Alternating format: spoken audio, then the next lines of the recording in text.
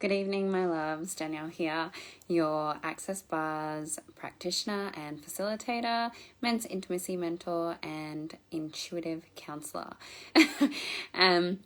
Tonight I have a men's tip for you, and I wanted to specifically talk about this one because it's one that I have experienced through my own personal life. And if you are watching before I get into it, can you let me know if the volume is working and if it is recording, because I've put my phone in a position where I'm not 100% sure that the mic is available. But make sure you say hello, where you're watching from, a 1 if you're watching now, a 2 if you're watching the replay. That way I know that you guys enjoy watching these videos. Tag someone that you may find will enjoy this content. Also, if you do enjoy my content and you want to see more and you don't want to miss anything, make sure you click follow first on either my personal page or on my business page. Hello, guys. Yee! All right, so the number one reason that relationships fail, and this is for a tip for the men, I am coming from that perspective specifically because that is where I want to invest my energy, having had the most experience there. The feminine energy of the collective is a little bit higher with their vibration at the moment, and we really need to raise up the men, so that there's a bit more balance and a bit more help each other lead each other and have a bit more balance within our collective. So the number one reason that relationships fail is because of men's insecurities. Okay, so the biggest thing there is that when you get in a relationship, a man will either completely give themselves up for a woman, so they will just invest all of their energy. They will be needy, over the top. They'll do everything. They get a bit so what happens is the fear comes in, the fear of being dumped, the fear of being left, the fear of not being good enough, and the fear of that insecurity of not enough is where a lot of men will give themselves completely up. So they become the providers or the security, and then they also give all of themselves up. So they don't actually have any purpose and drive left. They're not fulfilling themselves. So they basically end up being a doormat for the woman. And women test men all the time. Okay. Not women like me, but most women will test men all the time with little things to see how much they can push each other's boundaries, how much they can get away with things.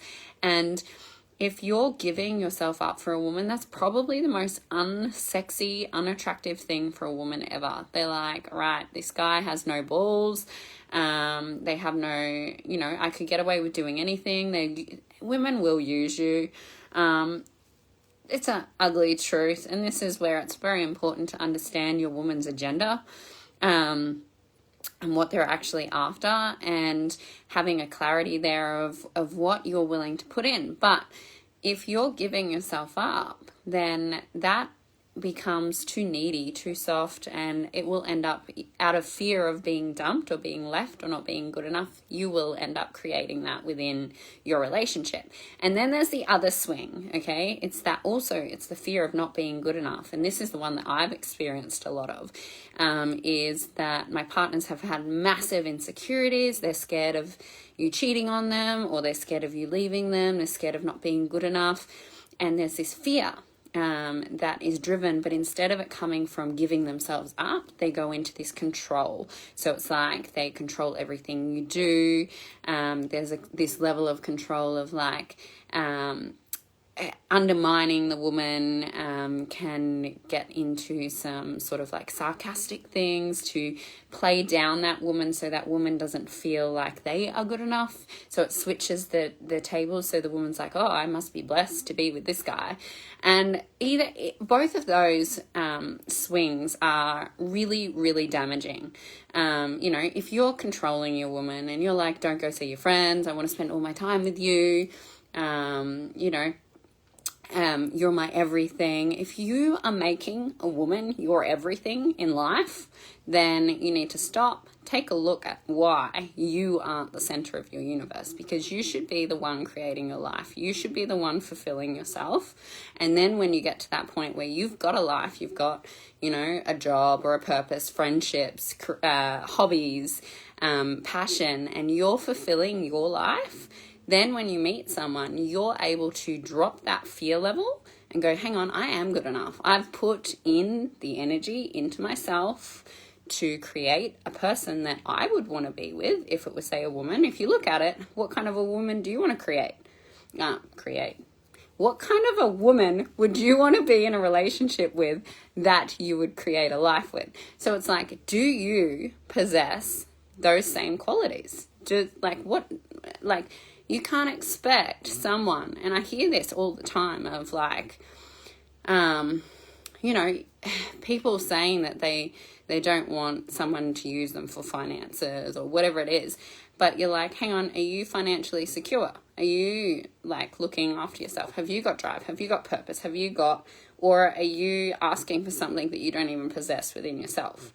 So that is really important to understand what you want to have in your relationship, but then also the fear. If you're happy enough within yourself, you can work through that fear. You can work through being too much for a woman or too controlling for a woman, and you can drop those walls and barriers around this heart, this place here, and get into some vulnerability and say, hey, these are my issues. These are where I have some insecurities. I want you to live your life to the fullest, and these are the things that I would like out of our relationship. What are the things that you would like out of our relationship? And can we move forward together? All right. I hope you all enjoyed the video. Make sure you click a thumbs up or a heart. And I'll talk to you all soon.